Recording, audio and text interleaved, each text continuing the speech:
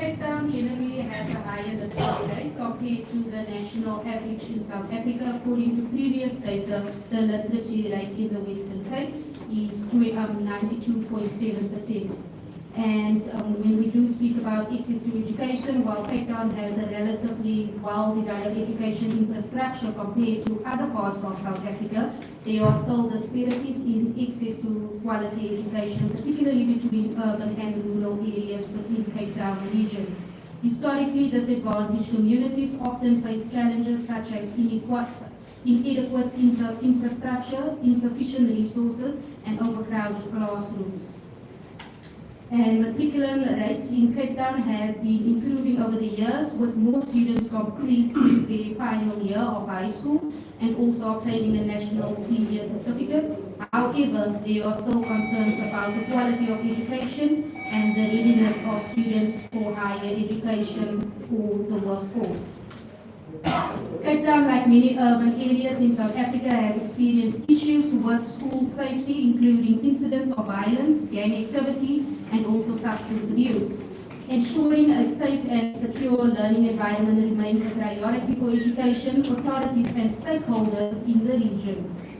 And then, as we all know, the COVID-19 pandemic highlighted existing disparities in access to technology and also online resources among students in Cape Town. While some schools and students have access to digital devices and reliable internet connectivity, others face significant challenges in accessing online education. And when we do look at the skills development, with Cape Town being a hub for innovation and technology, there is a growing emphasis on skills development programs to prepare students for the future job market, such as vocational programs, STEM, education, and also entrepreneurship initiatives are gaining attraction to equip students with relevant skills and capabilities. And then the biggest problem that we also face, ensuring that teachers in Cape Town are adequately trained and also supported is crucial for maintaining the quality of education, professional development programs, mentorship initiatives, and also incentives to attract and retain qualified educators as key focus areas. And then also one of the most pressing issues facing Cape Town education system is the persistent gap in access to quality education between affluent and disadvantaged communities. Historically, disadvantaged areas often lack basic infrastructures, resources, and qualified teachers, worsening educational inequalities.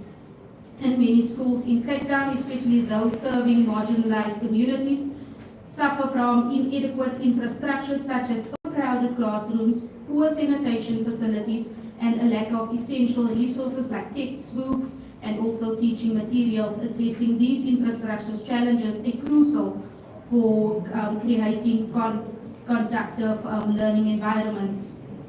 And then when we do look at the school safety and violence, Cape Town has experienced incidents of violence, like I mentioned earlier, gang activity and also substance abuse within around schools premises. And also ensuring the safety of students and educators is essential for promoting a positive learning environment and also improving educational outcomes. And then just on the digital aspect, when we looked at COVID-19 making us ready for the fourth industrial revolution, so many students from low-income households lack access to digital devices and reliable internet connectivity, widening the digital divide and also hindering their ability to participate in remote learning. And lastly, while progress has been made in increasing access to education, concerns remain about the quality of education provided in Cape Town schools. Issues such as teacher shortages, low teacher morale, outdated curriculums, and also a lack of effective teaching methodologies need to be addressed to ensure that students receive a higher quality education and that they prepare themselves for the future. And Cape Town faces challenges in improving students with the skills and competencies needed to succeed in a rapidly evolving job market. So there's a growing vocational training, STEM education, and also entrepreneurship programs to equip students with the skills required for employment and economic participation. And then there's also the language and cultural diversity. So Cape Town has a diverse student population with different linguistic and cultural backgrounds, ensuring that education policies and practices are inclusive and also respectful of this diversity is essential for promoting justifiable access to education and fostering social cohesion. And as we also know, the Bala Bill, so the Bala Bill proposes several changes to the South African School Act, including transferring control to the Education Department to determine a school's language policy and also curriculums. And the bill also dictates that grade R will now be a new compulsory school starting age, and parents who fail to enroll their children for grade R will be formally penalized or they will go to prison. So some amendments include penalties for those found guilty of corporal punishment, which is illegal at schools, and also in terms of language policies, the bill provides that a school governing body will now be required to submit a public school's language policy and also any amendment thereof to the head of the Education Department for approval. And the language policy must also consider the language needs of the broader community, such as sign language will also become an official language for learning at the public school. And the Bala Bill also bans the consumption of possession of alcohol on public schools premises, or also during any public school activity unless permission has been required from the head of department, and then only under strict conditions. So, good afternoon, goeiemiddag, molweni, and welcome to the 4th edition of the election debate on Sakisizwe Building the Nation, Boudy Nasi, as we are drawing closer to the upcoming elections taking place between the 27th and the 29th of May, depending on whether you applied for a special vote or if you will queue with thousands of others next Wednesday. So leaving politicians and voters in suspense, as a lot of citizens are still deciding whether they even want to vote in this election based on our economy. So I am your host, Jasmine Roberts, and Bush Radio will, over the next few days, tackle various issues affecting you and me. Apologies. So last week we heard what the various political parties had to say on what they will do to strengthen the economy, their plans regarding housing, and issues affecting gender, youth, and children. And speaking of children and the youth, today we are focusing on education. So you are welcome to get in touch with us should you have any issues regarding today's topic, which focus on education. So our WhatsApp line is 061-862-1065. I repeat, 061-862-1065. And you can also send an SMS on 32158. SMS will cost you R1, and we are also live streaming the event, so you can go watch and interact with us on various platforms such as Facebook, Twitter X, and also YouTube. And all you need to do is simply put in Bush Radio and then it will pop up. So South Africa's constitution states that each citizen has the right to education, and having access to education is a fundamental and any nation and has a great influence on social development. So by affording citizens this right, individuals can empower themselves with the knowledge and skills that are essential for personal growth and also contributing positively to the economic or communities. So despite efforts to improve education, South Africa are still grappling with the several challenges that makes it difficult for the equality of learning, and I basically went through some of those challenges. So the lack of proper infrastructure, overcrowded classrooms, and also a shortage of qualified educators or teachers are obstacles that prevent students from having the best learning experience. So let's unpack this further with the various political parties, who has 2 minutes to state how their party will address the disparities in access to education or quality education between the urban and the rural areas in South Africa. And also, please be advised that Bush Radio has sent an invite to all political parties contesting the upcoming elections, and we would just like to basically thank everyone that are here today. So I'm going to give everyone that are here the opportunity to just introduce themselves. So we're going to start with Al Jamal. So I just want to verify if everyone that we invited are here. So Al Jamal, if you can just say who you are, from which party. Good afternoon, everybody. Yes, I'm Fairuz Nadia, and from the Al Jamal Party, the candidates on the list for the NCOP as well as for the provincial legislature. Okay, ANC. Hi, good afternoon. I'm Khalid Said. I'm the provincial spokesperson of the ANC, and I'm also a candidate for the provincial legislature. Okay, so we have ACC. All right, a very good morning to everyone. I am Monsieur Marcus, and I am the current Western Cape Provincial Youth Chair. Thank you. And then we have OHM, Organic Humanity Movement. Hi, I'm Lauren Event-Devenora. I'm the founder and leader of the Organic Movement. And ACDP. Hi, I am Martin Burke from the ACDP, and I'm also a provincial candidate as well as the regional list. Thank you. PMC. Good afternoon, I am Jermaine Andrews. I'm the Deputy Secretary General of People's Movement for Change. Good afternoon to all the listeners. Thank you. And then we have COSA.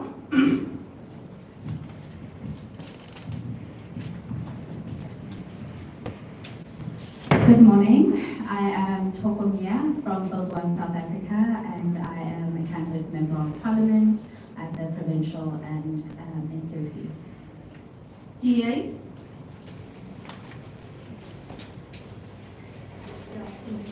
Good afternoon. My name is Deirdre Blackman. I'm on the provincial list and I'm the DA spokesperson for communications also budget. EFF. Good afternoon, everyone. My name is Ina Migula. I'm the provincial convener of the Youth and Students Elections Mobilization Committee in the Western Cape. Good Party. Good afternoon, everyone, and afternoon to our listeners. I'm Chad Owen Davids, the legal officer for Good, as well as a candidate on the national and provincial list.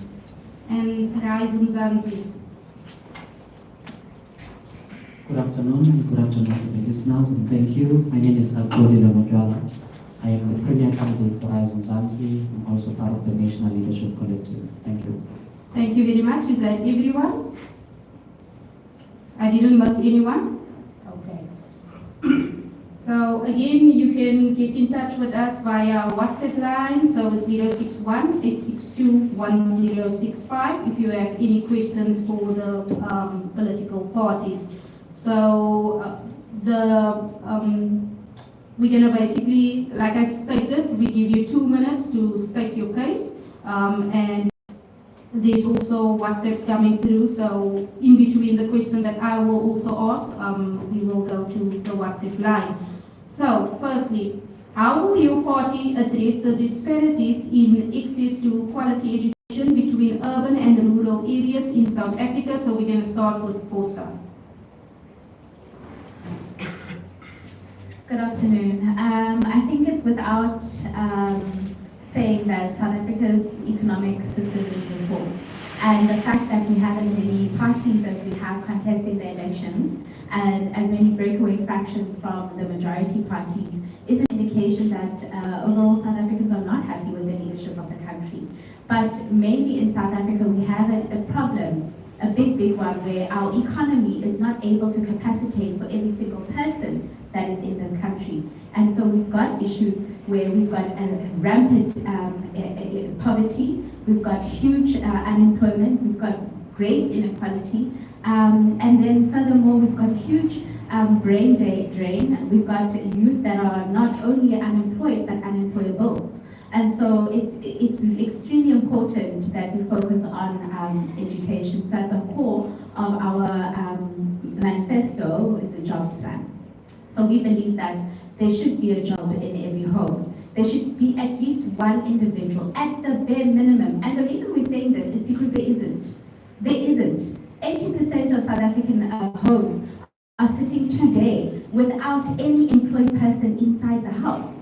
This is why, if we're going to ask why kids are not in school, why the youth are not employable, it's because we've got the kinds of policies that are in place at the moment. So we're going to start off firstly by letting go of the 30% pass rate. We're going to increase it to 50%. So that's a policy that we truly want to advocate for. Another one is we want to introduce an independent education ombudsman, an inspector general of education that is actually going to be able to, in the same way that there's the office of the public protector, they'll have an office where they are established in South Africa and go directly to Parliament to deal with issues related to education. Thank you very Raise much. salaries for educators Thank you, and Bosa. greater power to teachers' unions. So again, we're going to be very strict on the time frame, so you just need to stick within that 2 minutes. So we're going to give it over to ANC. Okay, is it the same question? Yes. Okay, so look, I think from our perspective, firstly, just to indicate that the African National Congress, based on its national policies and the funding that we give to provinces, we've been able to ensure that education, particularly basic education, is free. Free access is free for all South Africans. Yes, we understand that there have been shortcomings in terms of the implementation, and not all schools are up to scratch, and we're going to improve in that regard, particularly ensuring that provinces do what they must do. But with regards to the rural and urban divide, so firstly from the onset, I think it's important to note that rural learners face immense challenges, and the challenges differ from the challenges facing learners in the urban areas. But both face the challenges of vulnerable learners. Both are to be considered vulnerable. It's not to say that urban learners in urban areas are privileged and those in rural areas are not privileged. But one of the major issues that we've come across, and I mean, I serve with my colleague Deirdre Bartman in the Education Standing Committee, in the legislature. One of the fundamental issues that we pick up, particularly in the rural areas, is that of learner transport. Many learners drop out of school very early because they cannot get to school. And a big issue there is the 5-kilometer radius that is implemented. It's taken as a hard and fast rule. And Google Map is used to determine the distance between the homes of learners and the school. So we want to reform that to say, look, let's not be hard and fast around the 5-kilometer rule. Let's look at the conditions of the roads. Let's look at what is in between the school and basically where the learners are staying. But number two, also not use a Google Map. Let's go practically on the ground to determine what's the distance and then provide that transport to the learners. Thank you. So we're going to move over to PMC. Thank you. So we can talk about all the wonderful things about learner transport, distances, and being under-resourced. But we really need to talk about, and we as PMC, we really need to talk about the fact that the resourcefulness at certain of these schools compared to from urban areas to the rural areas there's a huge difference in the percentage of the resources that's provided at these schools. So where does it start? And it starts right at home. We look first of all at the inadequacies in the area where the vulnerable child is attending school at and what the needs are in this area, and we try and meet those needs. And then we can talk about schools being free when parents are struggling to actually provide stationery or school uniform for their children to be able to attend school in the first place. And then we also need to look at the child that's going to school hungry. The hungry child can't learn. So we need to start at the ground level and look at the basic needs of that child first in that particular area. Ensure the resourcefulness starts there, from the home to the school, before we can talk about anything else highfalutin in respect of what the urban compared to the vulnerable area needs. The other thing that we need to talk about is that not every child is at an academic level compared to the child that is more theoretical, and the child, who works more with their hands. The child that would be able to build the house compared to the child that would be able to fix the body, the doctor to the bricklayer. So skilled schools are a huge problem in many of our areas, and we as PMC would like to bring back the trade schools. Thank Because you very much, BMC. Thank you. So we're going to give it over to the DA. Thank you so much. Firstly, in terms of the National DA policy, we are very, very passionate about literacy and numeracy, about building infrastructure and ensuring infrastructure is built well, but ensuring that our teachers, our principals are supported and we have quality education. I happen to be from a rural constituency from Laingsburg in the Central Karoo as a constituency head, and in terms of those who know that National Treasury qualifies City of Cape Town as an urban area and the rest as rural areas. And for me, what I'm very proud of in the Western Cape is we have the Back on Track program, whereas after the COVID losses, we ensured that 338,000 students are in a program in the Western Cape province to ensure that the literacy and numeracy increases. This is approximately 30% of all of our students in the Western Cape. Further, something in my constituency that I know in rural areas are quite prominent is the nutrition feeding scheme. Now, when you look at the nutrition feeding scheme, it's a conditional grant that we get from national government. And what happened in the COVID period is when the rest of the provinces in South Africa essentially shut down the national nutrition feeding scheme of the schools, and people had to go to court in order for the nutrition to start up again. The Western Cape put its foot down and said, no, we are going to continue feeding our children. Further, in terms of the Western Cape, what we do assist in terms of the no-fee schools, there are 668,000 students who are benefiting from the policy, and this is out of 1.2 million students. That's approximately 54.76 of the students in the Western Cape that benefits from this no-fee policy. And what we should do at a national level is we need to revise the quintile system, because 20 seconds remaining. Thank you so much.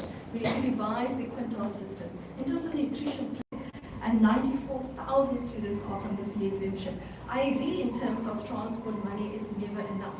But in order for transport money to be enough, we need to make sure that we can be able to share formula. Thank you. Thank you very much. Look, education is one of the greatest tools when we look at social engineering. And if we want to engineer a society that is crippled, we look at what we do at the education level. And just as much as we can do that, we can also build our society to be resilient and to be able to deal with the challenges of today. What we actually see is that resources are being diverted from education to other areas. We've already heard that it's being diverted to, for example, the safety plan, which is probably not what the paper is written on. We see when it comes to inequalities, it's actually created at this level. It is as simple as when you deal with your appropriation of your budget, you decide where that budget goes. If you take it from a rural area or you take it from your disadvantaged areas and you place it somewhere else, we know what's going to happen. So as decisive as we can take it away, we need to be decisive in putting it back. The resource our education, particularly in our disadvantaged areas, we need more schools instead of less schools, instead of merging schools to create less of those resources. We need better teachers, we need more teachers. We see a lot of the good ones being retrenched, their contracts not being renewed in disadvantaged areas. Just a few months ago, 15 teachers being taken away from Atlantis without having their contracts renewed. So when we talk about those issues and the resource allocation, we cannot divorce it from these discussions. So despite whatever we're going to be hearing today, why are we seeing these things happening? Thank you. Thank you very much. So let's give it over to OHM. Hi everybody. So looking at the big picture, There's this quote that says you cannot continue to send your children to Caesar and be surprised when they come back with rodents. So we have to look at the entire education system before we even start with the nitty-gritty details.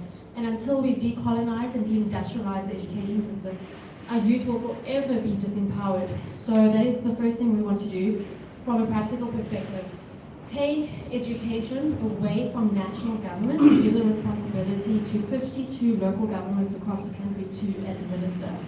And then the other thing we want to get rid of is this one-size-fits-all standardized curriculum and move into a completely new radicalized form of education where there's a lot more flexibility, because what we're doing is creating subjects for worshipping the state instead of creating empowered, free-thinking individuals that can take responsibility for their own lives in the future.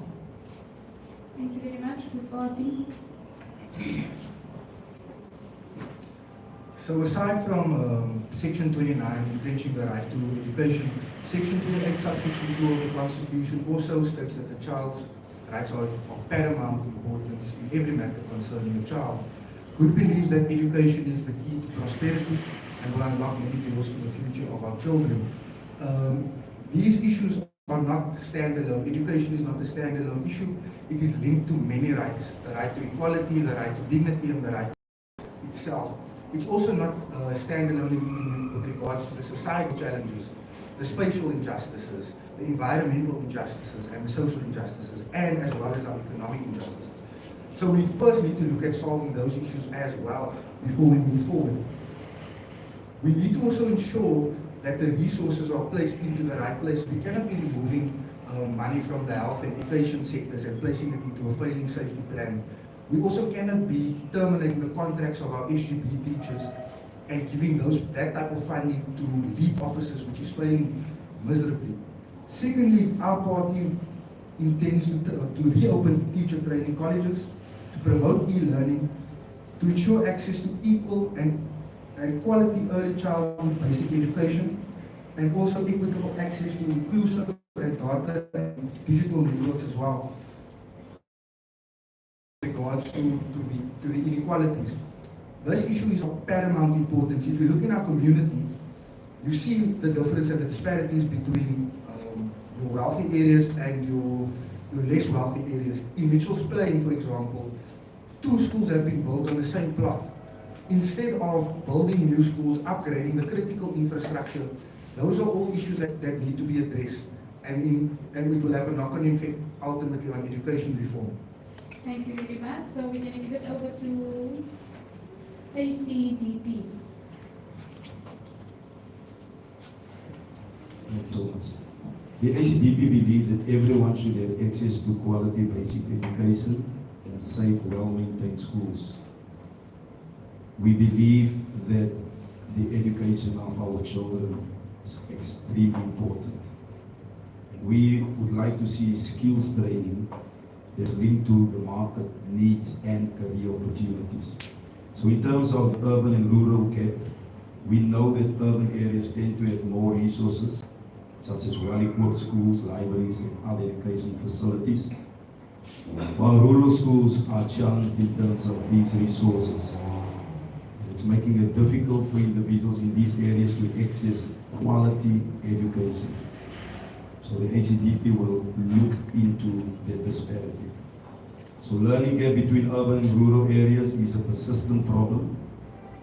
And so the ACDP is committed to an urban-rural learning gap study that will see how we can look at the student characteristics within the urban and the rural areas, and then get school resources that will be fit for the students, the learners in those areas. Thank you so much. Thank you very much. Let's give it over to EFF. Thank you very much. So one of the main issues that young people are faced with in this country is a lack of access to quality education. So quality education in South Africa remains a commodity which is reserved for those with financial capacity. So if we start, for instance, with higher education in this country remains a privilege for a few, with less than 5% of the youth population being registered in institutions of higher learning. So in reality, this means that education in this country is a tool that is continuously used to deepen class contradictions and as well as maintaining racially organized socioeconomic equality. So our solution as the EFF is that as a government, we must be able to provide access to free, quality, decolonized education up until tertiary level. So what this means is that we must have one education system. So education can't be continued to be used as a commodity where there's an IEP system versus an NEC system. And also, there must be access to quality early childhood development programs for children from the ages of 3 years old.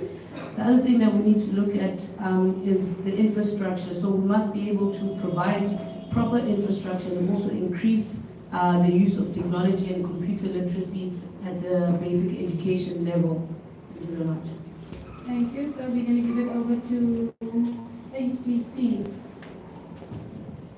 Thank you so very much. Very good morning to everyone once again. So firstly, the ACC, our main concern for this election is that we call for social justice. So we understand the meaning of social justice, right? Social justice is the view that everyone deserves equal economic, political, and social rights, including opportunities. On the other hand, I'm going to echo the sentiments of one of the prior political parties. We require a more Afrocentric education system, everyone. One that will benefit the African child. Not every child is going to be the lawyer, not every child is going to be the doctor. However, if we can bring in subjects such as agriculture, etc., within our schools that will then benefit the child might not necessarily be a lawyer or a doctor, but they might be a farm owner, etc. So another very important point is that the ACC calls for free education from grade 0 right up until the first degree. Education is not a choice, it is a constitutional right.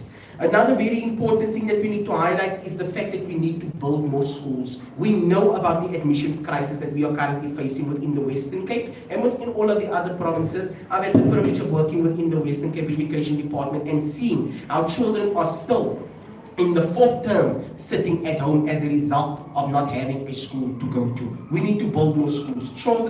It is a child's constitutional right to an education. Another very important thing that we need to take heed of is that we need to protect our teachers. Teachers are the one profession that creates all other professions. So we need to protect our teachers regardless of anything.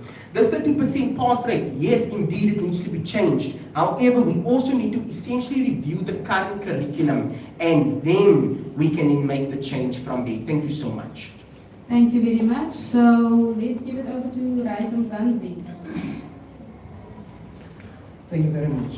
I think it's very important to, as much as we have to look at rural areas and improve the infrastructure there, it's very important for us to look at the inequalities within urban areas and the inequalities within rural areas. Because within rural areas there are schools that are better and there are schools that are far less. Within urban areas there are schools that are better and there are schools that are far less. And this is why Rise Mzansi continues to say we need new leaders, because since around 2013, we've had a law, thanks to organizations such as Equal Education, which is supposed to improve infrastructure in school. This is the minimum norms and standards for school infrastructure across the country. This is a law that must be implemented across the provinces to make sure that a school is a school. A school must have water. According to the law, it must have electricity, internet, working toilets, safe classrooms, a maximum of 40 learners in a classroom, security, libraries, laboratories, and sports facilities. We know there are hundreds of schools, even within this province, that do not have these facilities. And hence we are saying we need to make sure that the current leaders in occupying spaces in this province have to be removed, particularly with the concerns of taking money away from education. There are thousands of learners that are still unplaced 6 months into the school year because of the DA-led governance. And these are issues that Rise Mzansi will be able to fix and will be able to resolve. Thank you. Thank you very much.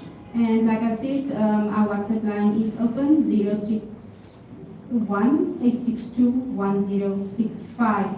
So right now we're going to go to some WhatsApps, and as we heard by most of the parties, they spoke about free education, they spoke about infrastructure, and what their parties are willing to do for the communities to better the education system. And we also heard from, if we do look at what our constitution states, because we do have a very strong constitution in South Africa, but yet everyone still does not benefit from the constitution. So yes, we're going to go to some WhatsApps.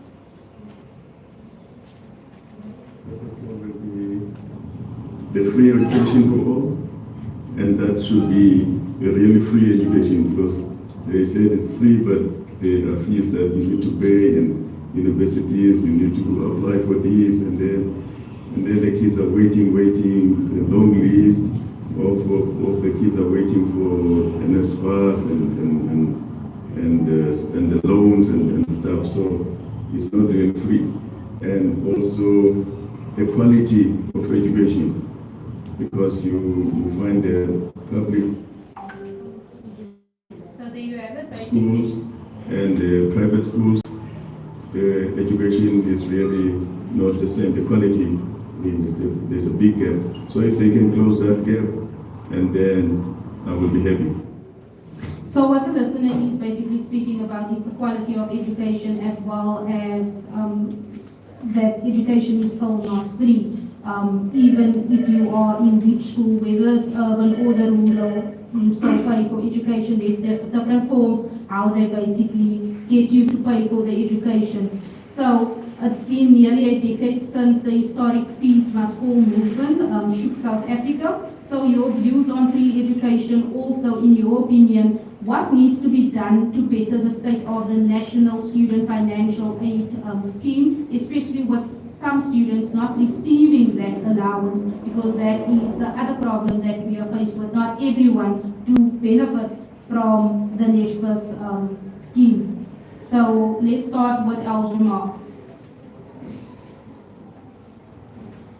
Like any other institution, we see that the NSFAS has been very badly managed. I mean, to have an immense amount of money just siphoned off, and to take no accountability with regard to that. While we see our students not accessing that, going hungry, that's unacceptable. So when it comes to institutional rot and institutional mismanagement, that's one of the most important things, and we find it at all layers of government. So we need to have proper oversight measures, and we have to have proper measures to ensure that the money is dispersed and ends up where it needs to be. Currently, these systems are very weak, and that's part of how we need to address it. In fact, a very big part of how we need to address it. It also needs to be more accessible to more people, because we know that the need is great. So once you start rooting out corruption, we'll have an availability of more resources so that it can actually be distributed more equally and to the students that actually need them. Thank you very much. And also a WhatsApp message that touched on what the first listener stated. So I hear everyone talking about free education, but please elaborate on how this will practically work. Where will the money be coming from? So that is what the listener also wants to know. What is your party going to do to better the circumstances? So Aljamaar touched on, and then also it states, what about the education system that is failing our grade 4 learners who are still not able to read for meaning? How do we address that? So how will your party address that? As more than 80% of South African grade 4 pupils cannot read for meaning, and this is according to the latest progress in international reading literacy study. So how do you plan to improve the quality of teaching and also learning in South African schools, particularly in subjects like mathematics and also science? So we're going to give it over to ACC. Thank you so very much. So once again, when we speak about the topic of free education, we understand that once again ACC advocates for free education from grade 0 right up until tertiary education, first degree. When we have the president getting a salary of more than 3 million rand a year, when we have the deputy president getting the salary of 2.9 million rand a year, and an average member of parliament getting the salary of 1.2 million rand a year, surely we have funds for education. You are a quote-unquote public servant, busy receiving the salary of such. It is irrational, to say the least. So what we are trying to say as the ACC is that we need to review the current salary structures of our public servants, and if it means that we need to chisel where we need to chisel in order to ensure that our children can get free education, then so be it. Another very important point is the NSFAS scheme that we are currently having in our country. We need to review NSFAS in its entirety. And like Al-Jamaah said, what we need to then do is we need to essentially look at the leadership. If it means that they need to be changed, so be it. But essentially what we need to do is we need our special investigative units to work tirelessly and hard in order to ensure that people can be held accountable as such. So that is our opinion on that. Thank you so much. Thank you very much. So before I continue, we're going to go over to WhatsApp. Because I know the system favors students a lot, and I think that you should check out the teacher side, like both sides. If ever like you open like high school, about over 18, I'm provide like in for any courses license, Elena Savoy Banani.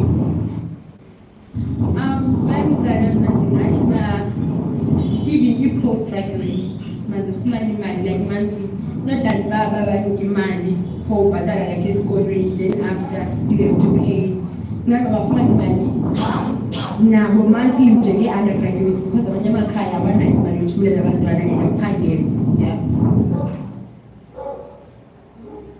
So basically what the voice notes is speaking about, it's speaking about the students that are favored a lot when it comes to the education facilitators, such as the teachers that gets disrespected from the learners, as well as getting courses. They also want to know about getting courses that will benefit you in life, like learners and drivers, and that is a point that ACC touched on, agriculture.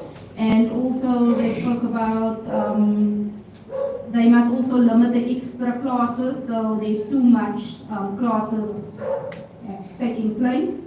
And also they also want money off the postgraduates until they are able to work, so that basically comes down to the student financial aid, as well as add subjects that will better kids, like when it comes to their finances, so that also touch on the agriculture or subjects that is viable for students after school. So yes, we're going to continue with Good Party. So with regards to teachers favoring, I'm not too sure on that type of question, but I think they are all related to proper Okay, teacher. so let me just clarify what the listener is basically trying to say. So when they do speak about disrespecting the students, as you do know, in disadvantaged communities or Cape Flat areas and so forth, gangsterism plays a vital role in our community. So it comes down to if the teacher reprimands the student for any reason, you basically bring up gangsterism or you threaten that individual. So teachers are afraid to reprimand learners today because of the way the country is steering towards. Look, that circles back to the issue of our social problems in our society. And that is why there's a need not for more police on the ground, but for more social development programs within our schools. That is the perfect way to start. And then also, if we're talking about the way teachers react to that, that's where your teacher training comes in, that to ensure that quality, there's a quality standard of teaching in those classrooms. But if you're talking about teachers throwing gangsterism and stuff with the learners, that is the circumstances that they are teaching. Yes, not all of the learners are gangsters, but if shootings are occurring around the school, you fear your teacher becomes demotivated, they become disencouraged. So they also need to be sensitized to those type of issues and trained accordingly. Then with regards to funding and stuff, postgraduate level, Good believes in pre-tertiary education for all that qualifies. So if you can't afford education or tertiary education, free education should be provided to you. With regards to student loans and things like that, debt entrenches poverty, and that just continues the cycle. So when we speak about free education, we speak about free education. When looking at student loans and things of that nature, there we're looking at a higher income bracket. So if that person is in a higher income bracket and a loan is a more feasible option, like a student loan, then that would be better suited to that category of persons. Thank you very much. EFF. So first and foremost, we must say that we reject NSFAS. Enshrined in our 7 non-negotiable cardinal pillars, we are saying that we must be able to provide free, quality, decolonized education. So NSFAS is not a solution at all. And then I think one of your listeners asked the question of how will this education be provided for, who's paying for it. So as the EFF, one of our core issues is the issue of land. So we're saying that when we have the land and also the means of production, we're then able to also nationalize key strategic sectors to be able to benefit the country. And also, we speak about state capacity, right? So when we talk about state capacity, we're saying that the state needs to be able to provide everything. So you will find a situation that we no longer have these middlemen such as NSFAS providing these services to our people. So we must be able then to provide everything, because currently with the NSFAS system or all these middlemen that we find that the state provides with, is that the services do not reach our people. So yeah, we're saying that able to get the land and the means of production to be able to then provide for free education. Thank you very much, ANC. Thank you very much. On the issue of NSFAS, just to say that, of course, and we've made the commitment, I think in the 2017, to free higher education as well. Basic education is free, I want to clarify that. If a parent cannot afford school fees at a school, there is access to the fee exemption as well. But I do also believe that here in the Western Cape, the education system is extremely unequal at the basic education level. And that is what is resulting in many learners going onto the streets, going into gangsterism. You've got overcrowded classrooms because of school governing bodies, particularly former Model C schools, that have been left to operate like islands and like separate entities and states, and allowed to have their own admissions policies without proper oversight from the department. And we have therefore proposed, as an opposition in this province, that the department and an ANC pro-poor government in the Western Cape will ensure that the Department of Education province engages with former Model C schools to increase, to a certain extent, their capacity, so that learners in poor and working class, you're not burdening those particular schools. That's number one. But just back to the issue of NSFAS, with 30 seconds left, we did make a commitment to free higher education. NSFAS is a measure that we've got in the here and now, because we need to be realistic. We cannot nationalize overnight and ensure that immediately higher education is free. So NSFAS is there, it's a process, yes. There are shortcomings involved, we are dealing with it. That is why the chairperson of NSFAS was fired, and those investigations are taking place. Thank you. Thank you very much. We're going to give it over to the DA, and then we're going to break for the Isitosa news at 1 o'clock. Thank you so much. I just want to spell one thing. The education budget did not decrease in the Western Cape. It increased. For anyone who has read the Western Cape budget in comparison to the last year's budget or the year before that, the Western Cape gets 82 billion rand from National Treasury for everything, alles. 30 billion goes to education, 30 goes to health, 10 goes to infrastructure, and the rest of the ministers must fight over the rest. Of that 30 billion in education, 22 billion rand is spent just on paying teachers. Everything else must make do with the rest of the money. 90% of your provincial budget you will get from National Treasury. It will be an equitable share and conditional grant money that you will be getting. In terms of the Constitution, basic education is an immediately realizable right. So that is something that an education department at a provincial level must implement. Second of all, higher education in terms of NSFAS, and we have a program in my constituency where I assist students and youth with applying for universities and TVETs. And one of the students, particularly with their NSFAS, NSFAS will give you money sometimes, but then they will put it into different criteria and conditions. So now your accommodation money might not be enough, but you might have money in another pool, but now you might not be able to use that pool of money. Maybe you want to buy less food to pay for your accommodation, but now NSFAS says no. Not only is NSFAS doing that, it's corrupt, it is not managed well, it's one of those type of institutions where we need to essentially have an overhaul. In terms of whether NSFAS and higher education should be free, I don't believe a member of parliament's child, for example, should necessarily get free education. So I'm going to disagree. I believe that those most vulnerable students and those who cannot afford deserve higher education. But as your income increases, you cannot think that we must be paying for every single person who can actually afford to go to higher education. And we need to look at the missing middle when it comes to NSFAS. Because when you go to a bank, you are too rich, and when you go to NSFAS, you are not rich enough. Thank you so much. Thank you very much. And right now we're going to break for some news at 1 o'clock with Yusuf Lucy. So to keep it locked to Bush Radio 89.5 FM, and also feel free to send your WhatsApps on 061 862 1065.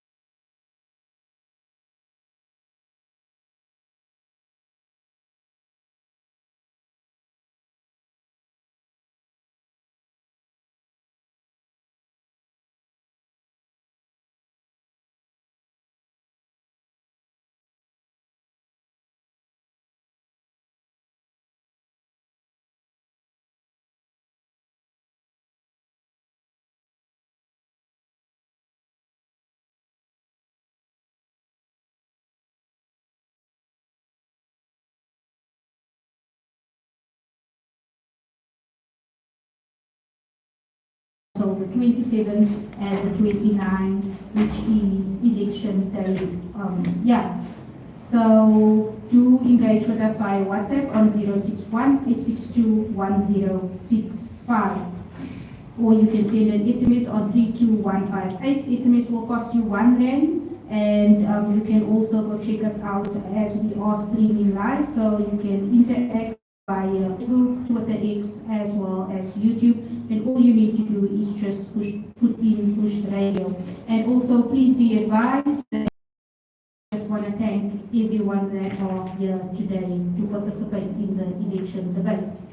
So before the break, I'm going to continue because of time. So time is not going to permit us for all the parties that are currently here to answer the question. So also what is asked, like, how will your party tackle the problem of overcrowded classrooms in South African schools, as well as what strategies will your party employ to address the issue of the high dropout currently in South African schools, especially amongst the disadvantaged communities? So with that, we're going to go to PMC. Thank you. So when it comes to the high dropout rate, I think, and as PMC, we think it's important to look at why. The microphone wasn't on. Thank you. Once again, so when it comes up to the high dropout, school dropout rate, it's important to look at the child, why the child had dropped out, the reasons that the child had dropped out, whether the child is coping with this particular curriculum at this particular school, and it comes back to what I said earlier on. Not every child's going to be a doctor, not every child's going to be a lawyer, but some children are going to be the plumber, the bricklayer, and so on. And that really is a major part of the reason why children lose interest, cannot cope, and start dropping out of school. The other reason is, of course, the social, economic issues in their particular area, ranging from their home to the area that they currently live in. Then I spoke earlier on about the fact that PMC are very, very strong on wanting to stop the skills schools and bring back the trade schools that worked so well back in former years, and that's going to be quite a highlight in many areas in ensuring that our children remain in the school benches. Another very important factor in the vulnerable areas would be the safety at these schools. Many of the children are targeted, threatened, and there's not enough being done around the safety at many of the schools to ensure that our children stay in the school benches because they are being threatened daily. And I see she's showing a sign. I have 5 seconds left, and I have so much more I would love to say on this topic, especially around NSFAS as well. So we're going to give it over to OHA. So we talk about our kids are experiencing trauma years of school. Is ensuring that children have a schedule where they are always engaged in dance, performance art, sport, music. All of those things have been proven by psychiatrists to help the body rid itself of trauma. And I think it will solve the reading crisis as well. It will solve illiteracy. It will solve dropout rate, because children will be grounded in their own beings. They will have self-esteem. They'll have a sense of individuality. And they'll feel ready to tackle actual academic education once you have processed the trauma out of their lives. So I think our radicalized approach to education will fix all of those things. As far as overcrowded classrooms go, we have a big picture vision where homeschooling, micro-schooling, cottage schooling, and private schooling takes center stage. And only in communities that are disadvantaged will public schooling then be an option. And these public schools, don't think of it in terms of what public schools look like now. We need to get rid of these communist-looking buildings that are stifling their creativity and disadvantaging our youth and disempowering their minds, and transform education. It's going to be active, it's going to be a lot outside, it's going to incorporate skills that are tangible, and the school's goal is going to have three main things: increase IQ, increase EQ, and make sure each child leaves school with a tangible, marketable skill. Thank you very much. So just moving to the WhatsApp. So good day, Mr. Khalid or Khalid. Am I pronouncing your name? Khalid. And all Bush Radio listeners, I want to know what the ANC government will do with all the principal educators that was unfairly dismissed by the DA corrupt officials and the Western Cape government principals, Brian Isaac of Peninsula HS, Peter Oliver of St. Andrews High School, and just to mention two of educators in the Western Cape dismissed by corrupt education department, and that is from Olive Cock. Thank you very much. I think let me get started. The problem that we have in the Western Cape under the DA when it comes to education is the management of education. And voices of principals who speak out and who take a different view to the manner in which education is managed are often isolated. Principal of Heathfield High, Wesley Newman, is another case in point. He went and adhered to a national directive around COVID-19, and then he was dismissed by the department in the province. And they do this. If you listen to the names of the principals mentioned, these are principals who performed exceptionally well in poor and working class community schools, in colored schools in particular. They crushed them. However, you've got the situation at other schools. I'm not going to mention the names because we've raised these issues in the legislature. Former Model C school principals who are found guilty of corruption, of embezzling funds. They remain in their posts, or they are given golden handshakes and placed on early retirement. That unfairness we are bringing to an end. We will reinstate these principles. We know some have gone into retirement, but we will ask them for their expertise to guide us on how to deal with issues in our schools and how to improve education in the Western Cape. And again, on the issue of the crowding of schools, overcrowding, we're again re-emphasizing that former Model C schools must be engaged. There must be greater planning taking place in terms of the building of schools, especially high schools in our communities. Thank you. Thank you very much. DA, would you like to respond to that? Thank you so much. So I'm going to just quickly respond on one of the principles that Member Syed mentioned, Wesley Newman. So Mr. Newman acted against the directions of an ANC National Minister of Basic Education's directive to all provinces for learners to go to school. And the National DG directed all provinces to take disciplinary action against staff members in education who do this. Mr. Newman was offered a lifeline to avoid dismissal and rejected. Mr. Newman took the WCED to the Education Labour Relations Court, not the other way around. And the Education Labour Relations Court found that Mr. Newman was guilty. They stated, and I'm going to quote, "As far as I'm concerned, there was not an iota of evidence presented by the applicant," that was now Mr. Newman, "to support that he had been unfairly targeted," quote close. Mr. Newman then took the WCED to court. Again, not the other way around. So the only person responsible also for the court cases regarding Mr. Newman is Mr. Newman himself. And I also want to quote something Member Syed said to a newspaper previously. He said actually to the Cape Times, quote, "We have full confidence in the independence and fairness of the Education Labour Relations Council as the custodians of the labour-related matters in the sector," quote close. Surely the ANC and Mr. Syed must support the finding of the Education Labour Relations Council, which found that Mr. Newman was guilty. In terms of the infrastructure budgets, the Western Cape, for example, I'm very proud to say, in the past 2 years, paid 100% of its budget, as well as 100% in the past year of its infrastructure budget.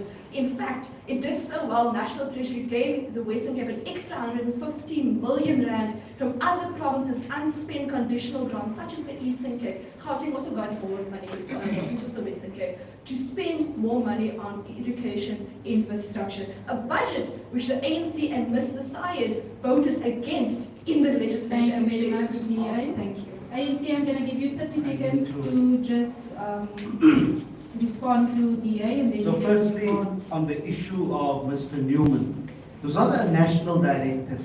The president had declared at the particular time that schools are to be closed. The Western Cape Education Department defied the national directive and did its own thing. And that is what has happened.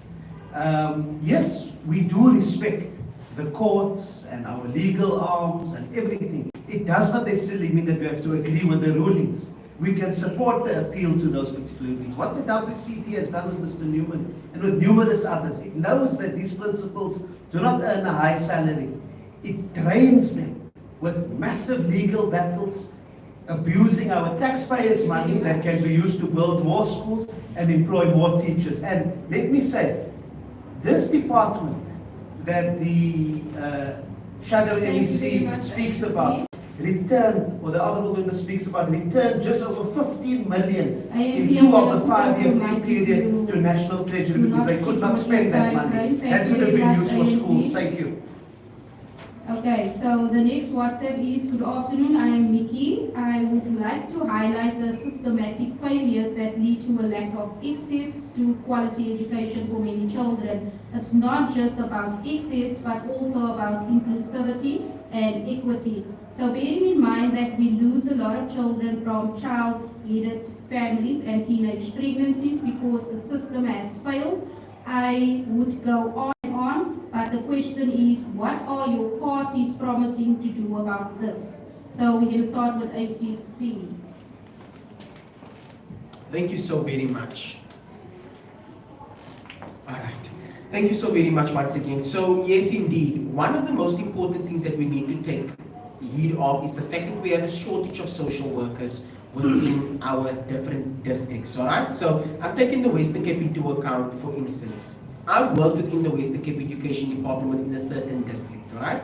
I saw how one social worker is necessitated to deal with more than 40 schools. I saw how one school psychologist had to deal with more than 40 schools. My point that I'm coming to is that we have a shortage of social workers and we have a shortage of psychologists that are there to service our learners, essentially to allow them to have an outlet and allow themselves to somewhat, or the social workers rather, assisting these learners to develop holistically. What we also require at this point in time is we need to review our safe schools programs. We have a safe schools program within each and every one of our districts. However, it is not failing, but these people are under severe stress as a result of being under-resourced and understaffed. Safe Schools is an important program purely because they develop the child holistically. They look at the physical structures of our schools and ensure that our schools' physical structures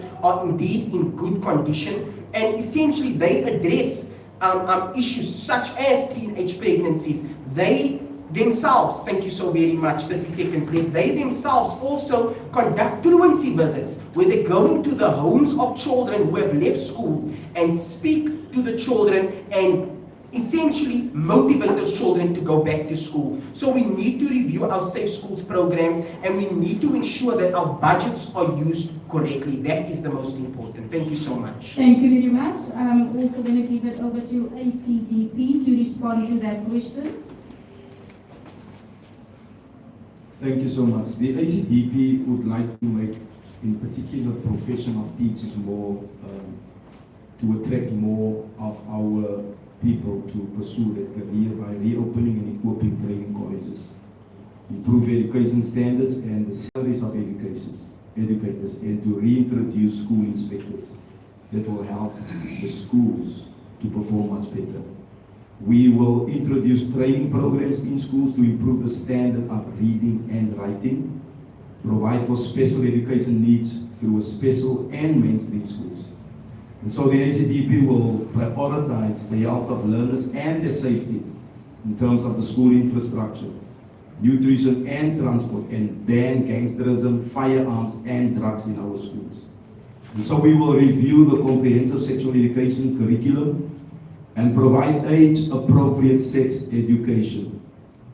We will also provide schools with low-cost single-board computers to teach our learners basic computer science principles. And so as the ACDP, we will protect our learners from the infiltration of violence and so many things that's trying to bring instability within our schools. And that is what the ACDP will do for our communities. Thank you. Thank you very much. And based on what the ACDP touched on, so let's also move to the Basic Education Law Amendment Bill, which is known as the Bella Bill. So also the Bella Bill proposes several changes to the South African school. So what is your views as political parties, as there is a great concern with these amendments towards the bill? So we're going to give it over to Good Party. So our party stance with regards to the Bella Bill is quite simple. We agree mainly with the bill. There are parts that are contentious, some we agree with, some we do not. We do, however, not agree with the mass hysteria caused by the DA with regards to the bill. If you look at the bill, there are very important issues that is being driven, like, for example, giving powers to head of departments with regards to the admission and language policies. That is important, like my colleague of the ANC said. For too long, that language and admission policies have been used as a tool to cause inequality in our schools. So that's important. Another contentious issue in that bill is grade R. We do believe that learners should be in school from grade R, but that's not always practically possible. So in scenarios where it is practically possible, it is encouraged. Then secondly, the criminalization of parents who keep their kids out of school. The bill doesn't say directly that everybody who keeps their kids out of school without just cause will be criminalized, and that's the key word, key operative word there, without just cause. So in those circumstances, the conduct of parents who keep their kids out of school with bad motives will be then criminalized. So good available is fairly that we are in support of the bill, and that there are certain issues that do need to be looked at. We do, however, understand and state that the bill does not cause this mass overhaul that it's indicating, and that there is still a long way to go to ensure equality in our schooling system. Thank you very much. I'm going to give it over to the DA, and then from there we're going to move to Rise Mzansi. Thank you so much. I quickly just pulled up, this is an independent report by the Financial and Fiscal Commission of South Africa. It's a constitutional body. The Education Committee of the Western Cape Provincial Parliament is the first committee of its sort in South Africa to call the FFC to give the costing and the funding on a non-monetary and a non-finance bill. It was quite a historic moment. And in terms of this Bella bill, if you had to implement grade R today for everyone as a basic, immediately realizable right, for South Africa is going to cost 18 billion rand. Now, let's put that into context. Earlier I told you that the Western Cape budget for education completely is 30 billion. 22 billion is for salaries for teachers. So the equivalent of 18 billion for South Africa is more or less the same as the equivalent for all teachers in the Western Cape. That is for the implementation of grade R. This does not include the fact that National Treasury has not costed things like learner transport and nutrition and appropriate ablution facilities for little children that are not the same as some of the older children. The children are going to fall into the toilets. You need to make sure that the ablution facilities are proper. For the infrastructure, for the learner assistive devices for special needs education has not been costed in the CS regarding a National Treasury. Clause 4 and Clause 5 still speaks about after consultation compared to in consultation. It still speaks about directive. It still gives unnecessary and encroaching upon the powers of provinces and also the powers of SGBs. The Democratic Alliance believes that power should be as closest to the people as possible. And those are the school governing bodies, and school governing bodies go through elections. And if you consider yourself someone who's competent to sit on a school governing body, please go run for election at your school and help manage your school properly. But power should be closest to the people as possible. Thank you very much. Rising Zanzi. Thank you very much. I think the whole controversy around this bill shows why we need new legislatures in the National Assembly. We need new leaders that will fully consult and meaningfully engage with the general population. There are some positives in the bill, but there are also some negatives that do not necessarily consider the many issues that parents are concerned about, particularly the criminalizing of parents who don't ensure their children are in school, without taking into consideration the underlying systemic and structural issues, poverty, unemployment, and the many reasons why parents would not send their children to school. And so we must look at these things and make sure that we support parents first before we criminalize them. Make sure that they are supported and their kids have enough resources and the parents have enough resources to send their kids to school. We still do have opportunities, and this is why it's important for everyone to come out on the 29th of May to elect new leaders, so that any changes that might need to be made in relation to any laws that have to do with our schools and our education can be done through new leaders that are consultative and that meaningfully engage with people on the ground. Thank you very much. ANC. Thank you very much. It's very appropriate that we discuss the basic education law amendment bill, which we support in the Western Cape on a day like today. Just received news this morning, actually it's been put out there, that the Western Cape Education Department has actually lost its case in the Western Cape High Court. Equal Education has been able to successfully demand that unplaced learners are now placed by the department. And what the court ruling speaks about, it speaks about the discriminatory policies of school governing bodies, admissions policies, which this DA-led Department of Education is allowing. Now, the Bella Bill addresses that particular issue.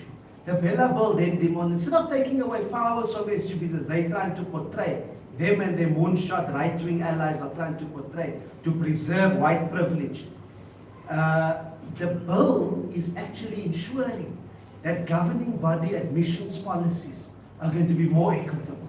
It's not going to discriminate against learners based on where they come from, based on their race, based on their language, based on the income of the parents. So we are supportive of this particular bill.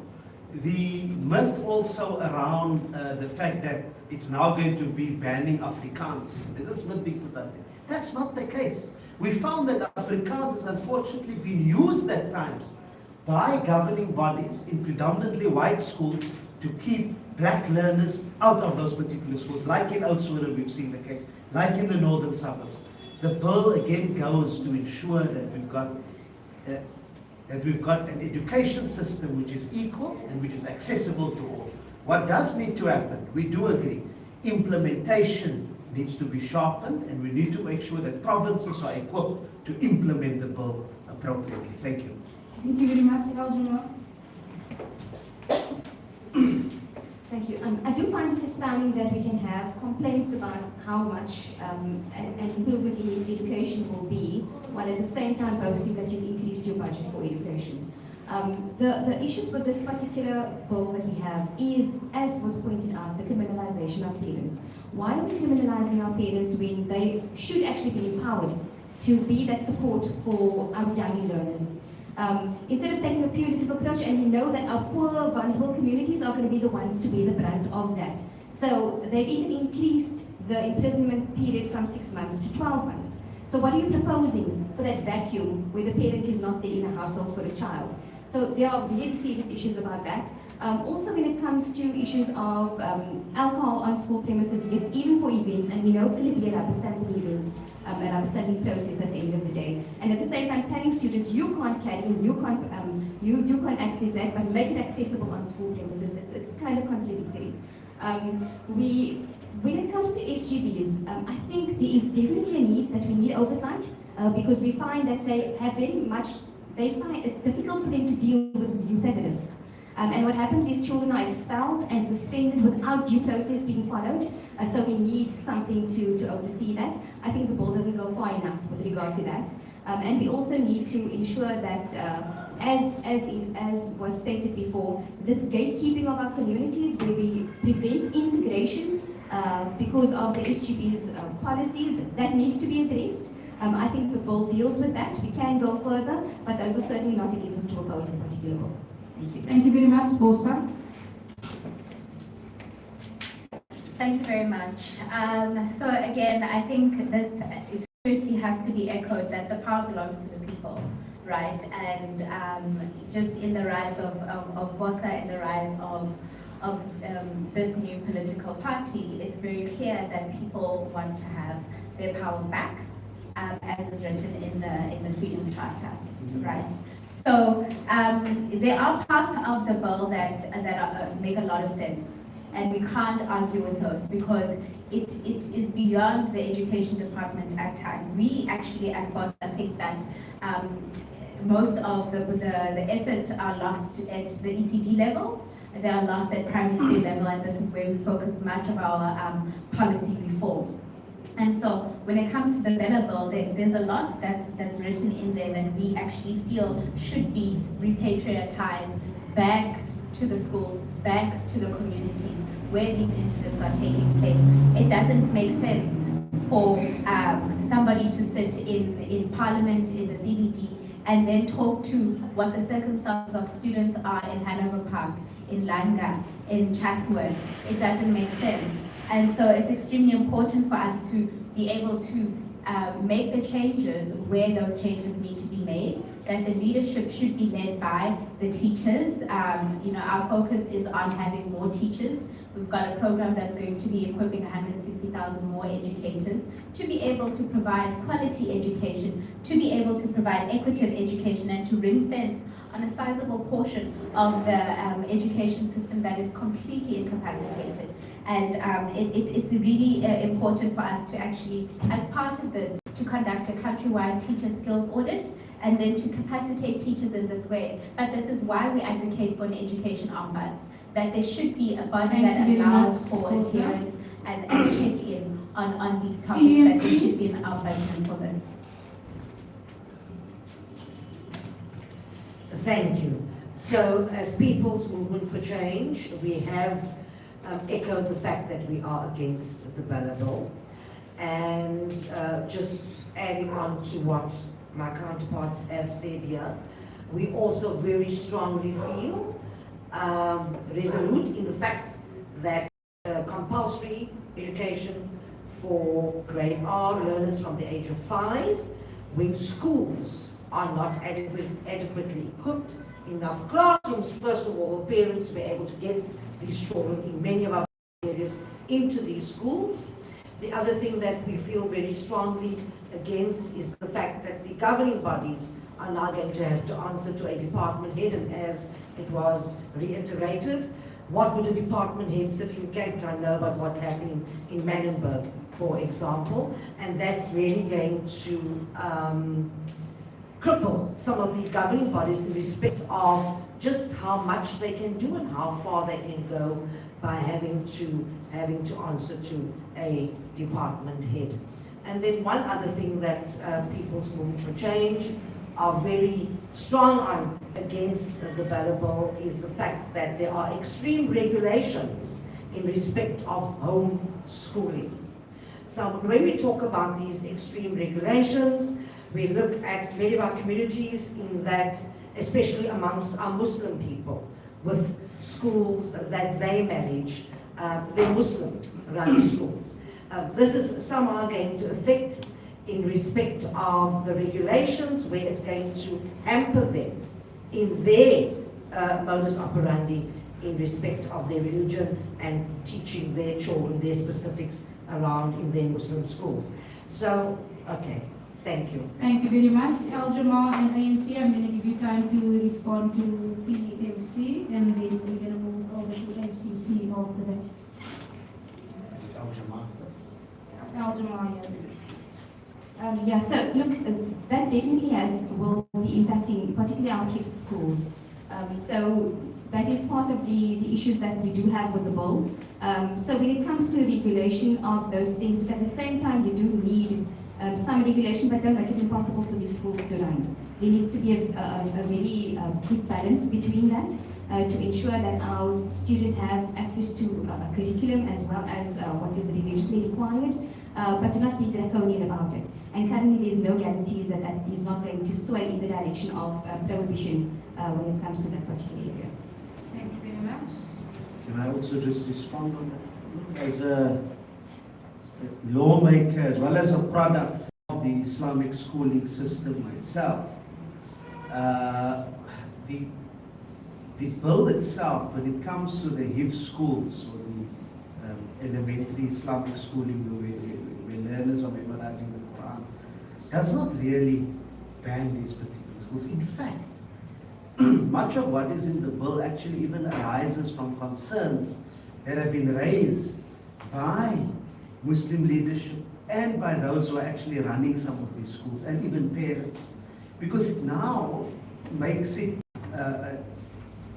easier for learners and students who come out of the Hifz schools to actually have an education that also prepares them for the workplace as well. That's number one.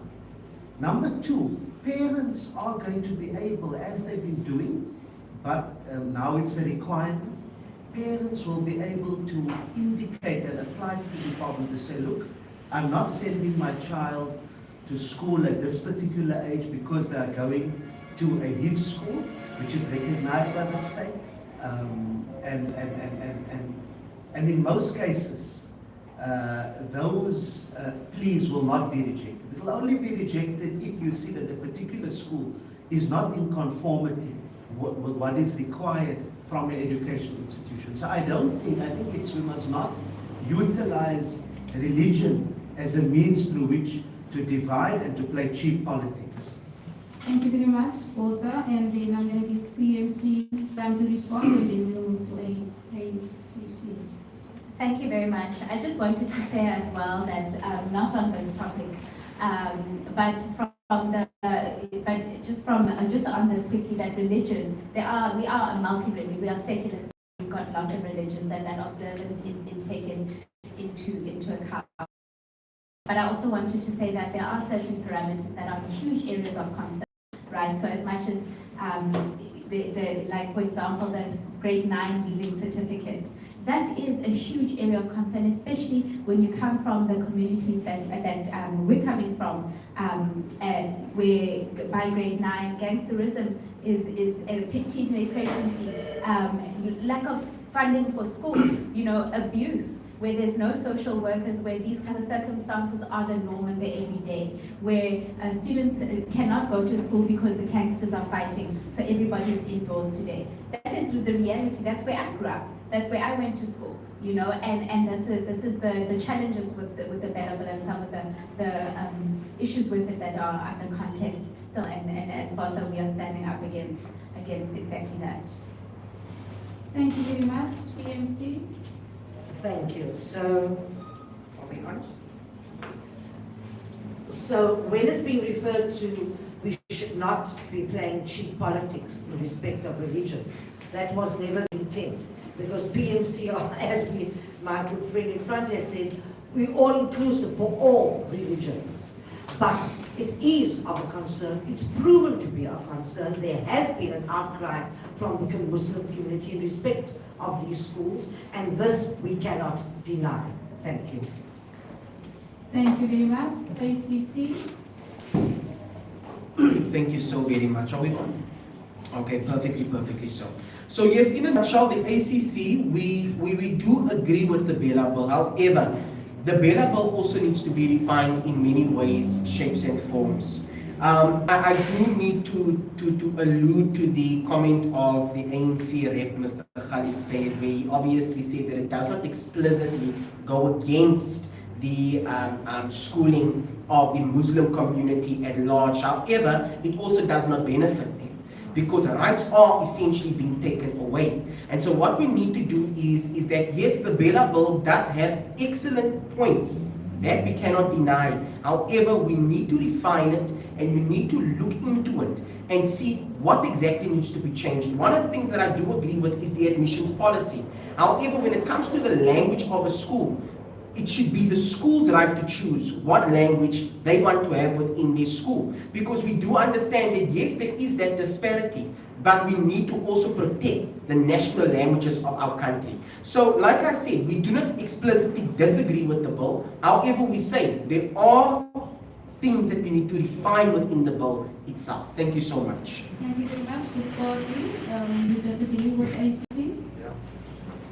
So with regards to the language policy, I don't think a school should be able to decide what the language policy should be. Like I said earlier, they've been using that as a tool to keep certain people out of the schools. And with that being said, provincial oversight doesn't take away from the SGB's rights to implement their policies, but it provides oversight and constitutional compliance. We mustn't forget there's a duty to the Constitution, and we can't contract out that duty to school SGBs. And I think that is why the language policy should cater to the needs of the community first, and not just the school's needs. Can I? Yes, you may. Thank you so much. So I think I do want to respond to that, and I think that I just want to get your understanding rather. When you have a community that is predominantly Afrikaans like Oudtshoorn, right? What language would you, as the representative, what language would you say they need to have within the school? And then I want to counter that, and I want to say when you have a school within Khayelitsha, for instance, that is predominantly isiXhosa, what language would you then propose they have within their school? So I want to counter you, Yes. your counter. If you look at predominantly your old C schools, let's take areas of the northern suburbs. I in fact come from a school like that, where Afrikaans was the predominant language, but the community's needs changed over time to English. But Afrikaans was still being pushed forward, and thus keeping certain people out of that schools who live in that 5-kilometer radius, not to even bring up the radius factor. Those people were then forced to go and find other schools. So that needs to adapt. And the language thing, it will always be something that adapts. It's sensitive, it's changing. Okay, we're going to leave it at that because we are running out of time and there's still a lot of parties that actually want to debate on what you basically stated. So the next WhatsApp basically states, with the lack of educators leaving after the first term or midterm, how will this be resolved as pupils have no educator for a specific subject for months, so no educator for that particular subject or subjects? Does this mean that all those pupils will automatically fail that subject that comes when it comes to the exam time? And then how do you propose to address the issues of teacher shortages to ensure the recruitment and retention of qualified educators? So EFF. And because we are running out of time, so we're going to stick to a minute. So I think all of the challenges that we are looking at are structural and systemic. So if we, is the mic on? Yes, it is. So if we aren't able to challenge these things at a structural level, we're never going to be able to get it right. Even to go back to the previous question and the limitations of the Bella Bill, for instance. If we look at the spatial makeup of our cities in South Africa, we still have apartheid spatial planning, for instance, right? So this means that schools or better schools are concentrated within affluent areas, which means that children, black and colored children, will still have a lack of access to quality schools, right? So we need to be able to look at these things at a structural level and a systemic level to say we need to be able to better the conditions by redressing apartheid spatial planning and having inclusivity and diversity, which will then make sure that there are better schools and access to better schools for most of the people or our communities at large. Thank you very much. OHM. I think overall, the problem, I mean, I can almost respond to quite a lot of the questions with this specific question as well. We're looking at changing the entire system in the country, the political system, the government structure, and that also includes the education system. We must all caution ourselves here. The minute government comes riding in like a knight in shining armor, offering solutions through better bills or whatever legislation, the more oppressed we will be. Relying on government to fix all our problems will ensure that we will be entrapped in an oppressive society till the end of time. So until communities start taking charge and responsibility, we will never ever see individuals rise out of their disadvantaged circumstances and move towards progress and prosperity in their own individual lives. So we have a specific 5 spheres of government we are proposing instead of what we have now. We want to get rid of provincial governments because it's a huge burden on taxpayers. But more importantly, put the power of education in the hands of able parents and communities. And then we need to look at NGOs and the private sector to sort out the rest. Thank you very much. So we're going to go to ACDP, and the question is basically, good day Africans, education is service to the people. Free and compulsory education is possible financially if we can reduce these provinces into 4 to 5 career guidance.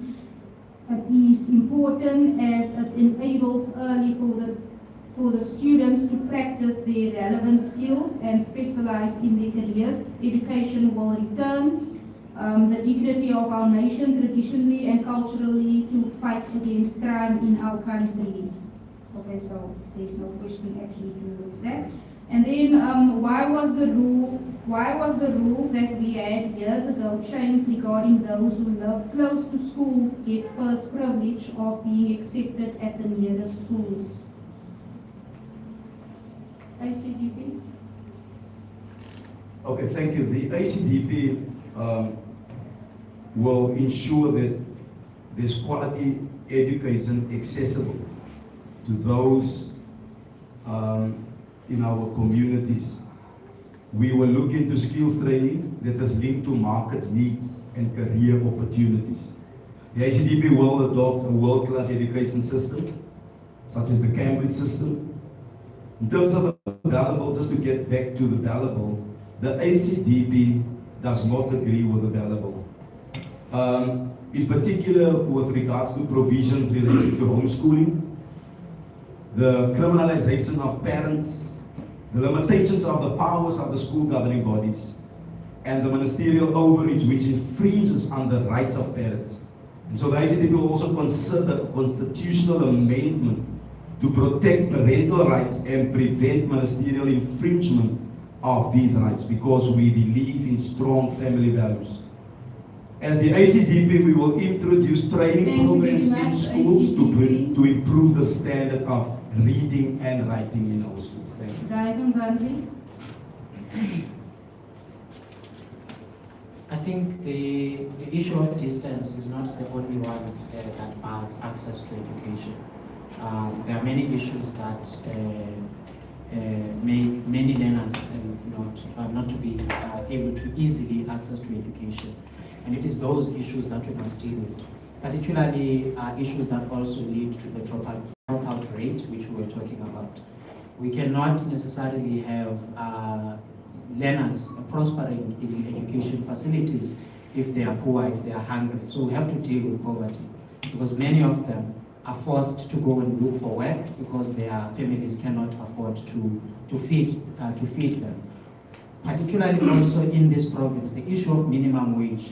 It means that if you get paid less than minimum wage, your family might be forced to all go to work, including learners. So those are also other issues that affect accessibility in terms of education within this province. Thank you very much. So as we are running out of time, in the beginning when I gave the introduction, I basically stated a lot of South Africans or citizens of South Africa they don't really know if they want to vote in this coming election. So we're going to start with Good Party. You're going to state why people should actually vote for Good Party. Well, that's for 2 minutes or short We're going to do it in 30 seconds, so you need to be able to convince the South African citizens in 30 seconds why they should vote for your party. Our constitution and manifesto is a perfect balance between regressive and progressive. meaning catering to the injustices of the past and also building a positive way forward, whilst also looking at the needs of our communities. We will see that our four pillars surrounding spatial, economic, social, and environmental justice are the core issues in our society. And those issues need to be addressed, and once we address the roots of the problem, we will then be able to see results going forward. Thank you very much. ACC. That's right. Thank you so very much. So once again, you understand, we always say to South Africans, you decide what type of government you want. ACC, we stand for social justice. We believe that each and every single South African, regardless of your race, creed, background, should get the same and equal opportunities. That is something that we stand for, which is social justice. Another very important thing is that we speak to our youth. We say to our youth that this country can only be shaken and wakened by its youth. So go out and vote, because what we require now is drastic change. Thank you so much. Thank you very much. Also,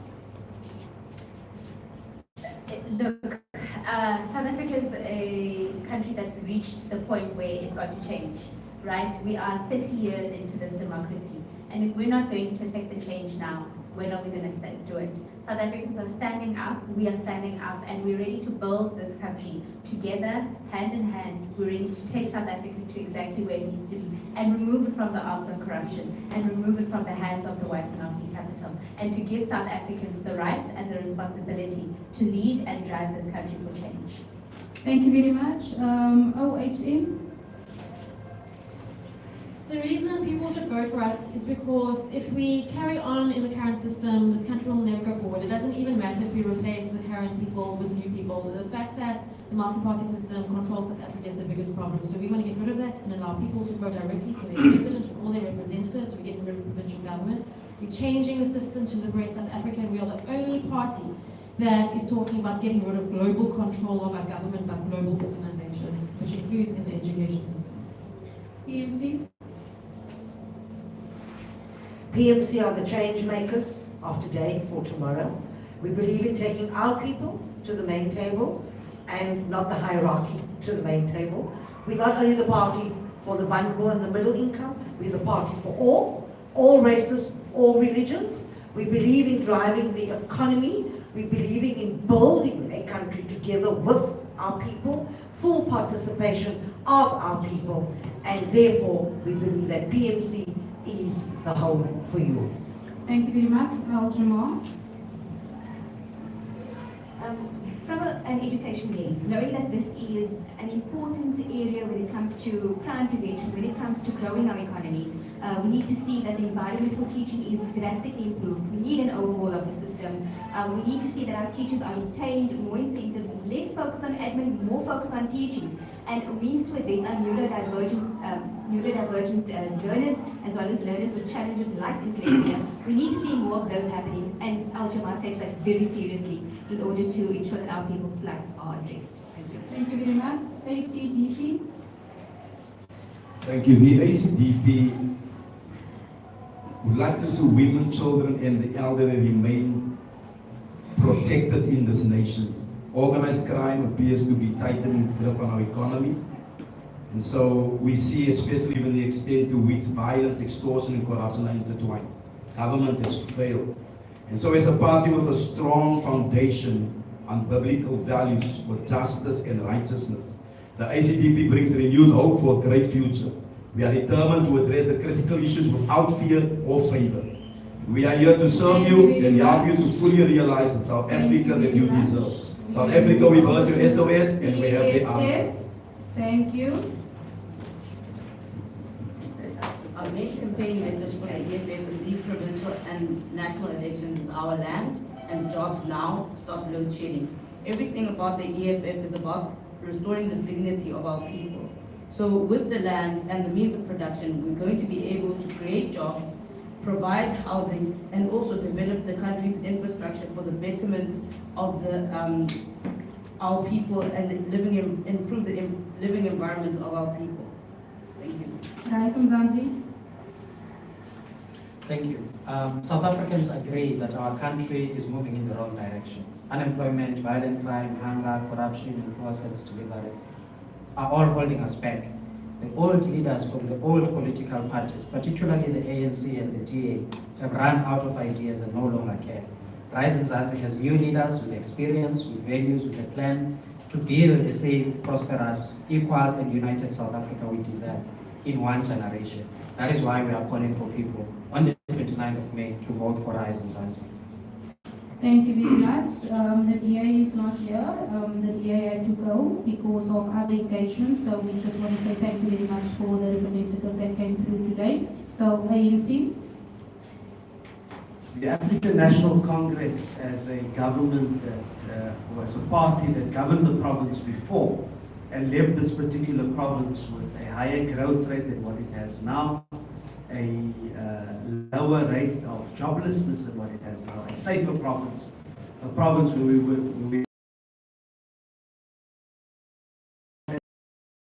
where in which of developing and contributing to policy